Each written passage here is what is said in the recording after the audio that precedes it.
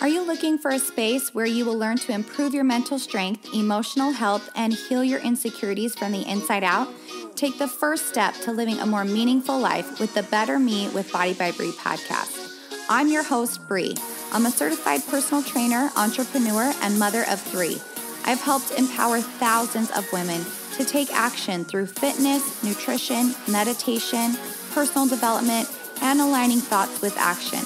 This podcast is for those who are ready to feel inspired and motivated to live a more purposeful life. Let's grow together.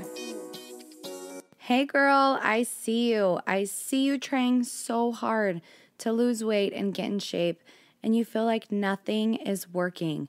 I understand when you feel like all you do is restrict and diet and the scale still doesn't budge. You feel like you're on a hamster wheel and you can't get off. That's a miserable place to be. And I have been there. I would not wish that on anyone. When you're trying to get in shape, it can be all-consuming. It can take over your thoughts and your life. So when you put all that work in only to see that nothing is changing, it can be super frustrating. So I'm here to help.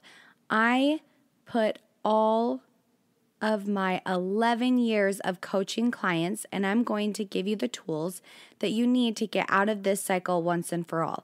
A lot of clients are doing these things and they don't even realize. So here we go. Here are the 6 reasons you are sabotaging your progress and how to stop the cycle.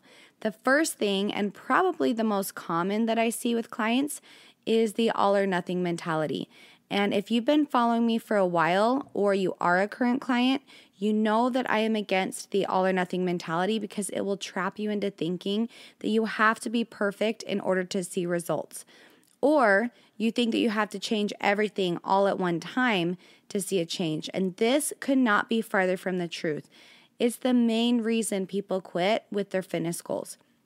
They think in order to see results, they need to cut out sugar, gluten, dairy, lower their calories to 1,200 calories, and work out 6 days a week.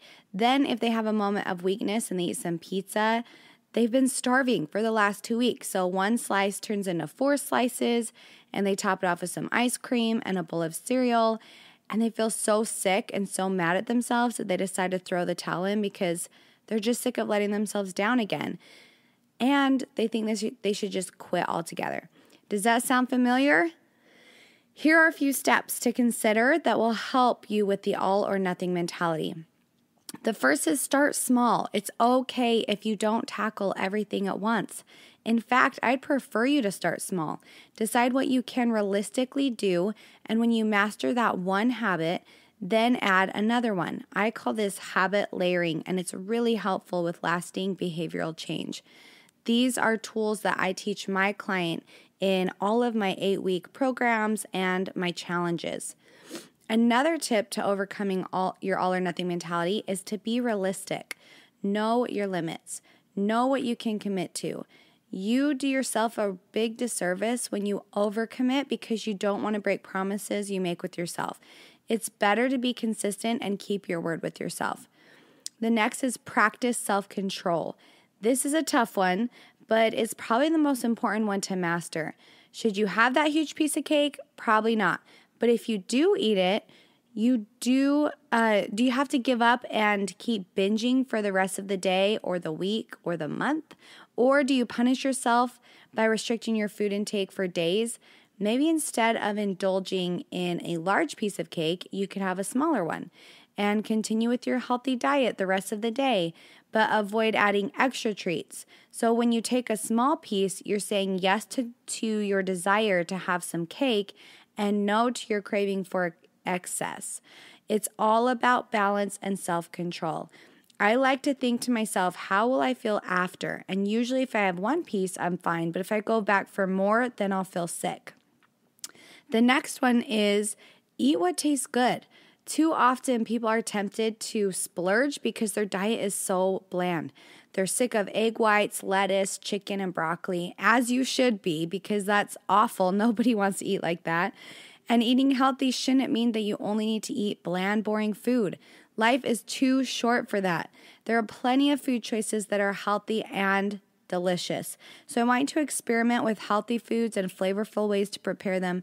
And when you discover a favorite healthy recipe or a substitute, add it to your list. And eventually, you'll discover a way of eating that you can stick with all the time. The next one to help with your all or nothing mentality is to be satisfied with your efforts. Maybe you didn't reach your workout goals this week. Maybe you didn't run as long as you meant to, or you skipped a day altogether. Does that mean you just scratch the whole week off as a failure and skip the rest of your workouts too? No, it does not. Because remember, doing something is always better than doing nothing. Maybe you walked instead of went running, or maybe you shortened your workout, or you did 2 days of exercise instead of 3. At least you weren't sitting around those 20 or 30-minute periods and you were doing something. So I want you to refuse to slide into the guilt pit and don't drive yourself to exhaustion with makeup exercises because you missed your other ones. Instead, acknowledge the benefits of what you did accomplish and do a little better next time. Anything you do to make your life better has value. A few yoga poses in the afternoon, a little bit of meditation on your lunch break, a low-carb wrap instead of a heavy pasta, a 20-minute walk, or an earlier bedtime. It all matters. All those little efforts add up to a healthier, stronger you. Now, my last one for the all or nothing mentality is don't diet. The most important tip of them all, if you think that you're on a diet, you will automatically restrict foods and label them as good and bad. And I find that diets can lead to an unhealthy relationship with food and can lead to the all or nothing mentality, including the binge eating. So never go on a diet. Macros are not a diet. Macros are a tool to help you see portion sizes. So I would suggest just clean up your eating. Make sure no foods are off limits, which I preach in my coaching and my 8-week training programs and my challenges. I tell my clients there are no foods that are off limits.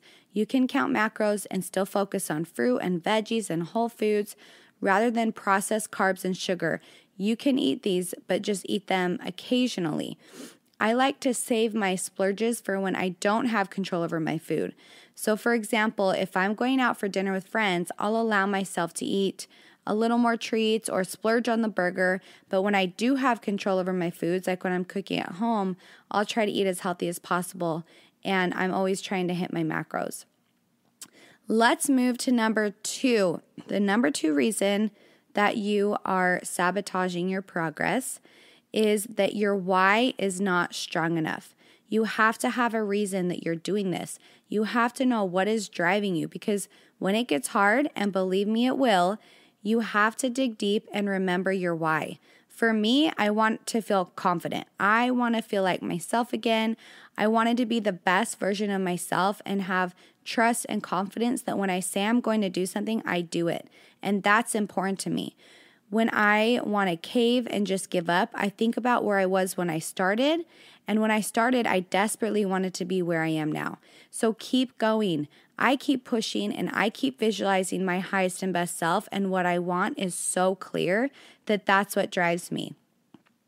One thing to note is you don't want your why to be superficial.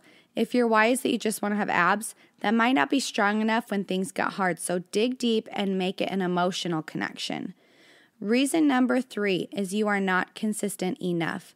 I talk a lot about this in my coaching with clients, but you cannot follow your macros for the week and then eat whatever you want on the weekends, then restrict again on Monday and expect to see results. What happens is you get diet fatigue. You are in a constant state of restriction and you feel like you're dieting all the time, but you're taking 2 steps forward and then 2 steps back again during the weekend. And you are not making any traction. Then your body gets used to this yo-yo of calories and your mental brain is fried from being in a diet for so long that you quit. So the goal is to pick an amount of time that you want to be in the zone or in a deficit and stick to it. Don't binge or cheat the whole time or there's no point.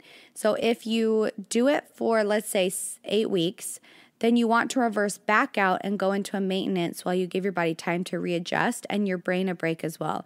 You don't want to feel like you're constantly on a diet. Reason number 4, you want instant gratification. This is very common with people who start a new program. They weigh themselves every day, and if the scale doesn't move the first week, it's not working, which goes against science anyways, because your body retains water when you start lifting weights to aid in muscle recovery. And your body could be doing what it's supposed to be doing, but you're so impatient. You don't give it enough time.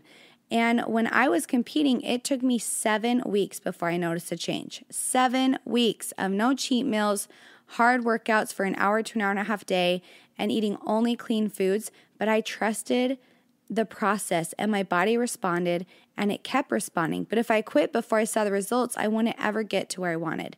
You have to trust the process and focus on your daily mental wins and things that you're doing right instead of just what your body looks like or the number on the scale. Number 5, you're only focused on physical changes. You cannot focus on just how you look. There is so much more to being healthy and fit than how you look. Believe me, I was 12% body fat and I was the most unhealthy I ever was in my whole life. My body was not healthy and I felt like crap. So instead of going off your physical appearance or the number on the scale, I want you to also pay attention to how much energy you have and your mood and your mental clarity and your motivation, how you see yourself, your confidence level, how you feel in your clothes. There are so many factors to look at when you're getting healthy. So don't lose motivation because you're only focused on the physical. Reason number 6, and one of the most important, is that you don't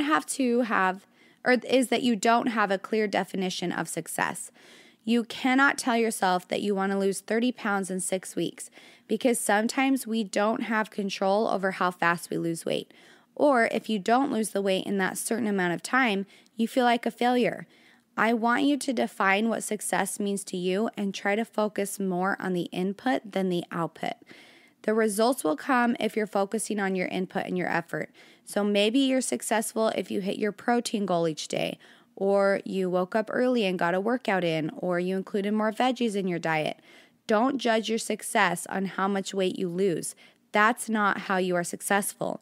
You're successful by how you respond to setbacks, how you show up for yourself day in and day out, how you speak to yourself, how you overcome that voice in your head that says you need to restrict. So there are so many reasons why you might not be successful, but here are my top 6 that I see with clients and followers. And I hope this was helpful so that you can overcome these common setbacks and these common sabotaging reasons for not seeing progress, because a lot of times clients just are so unaware of it, or followers are just so unaware that they feel like they're just constantly dieting and they're never going to get out of it. So I hope this was helpful to you. If you want more information this week, my 8-week training Reset Challenge is on sale 30% off this week only. And if you buy it, you get your first month of continuation for free. So it will go for this week, and then the challenge starts September 7th for 8 weeks. If you're sick of doing this on your own and you want accountability and you want a coach to walk you through every step of the way, I got you. Just email me for more information, Bree@bodybybree.com, or check out my website and all my programs and my supplements, bodybybree.com. Remember, you are so much more than your body. You are capable, you are resilient, and you are strong. We will see you back here next time.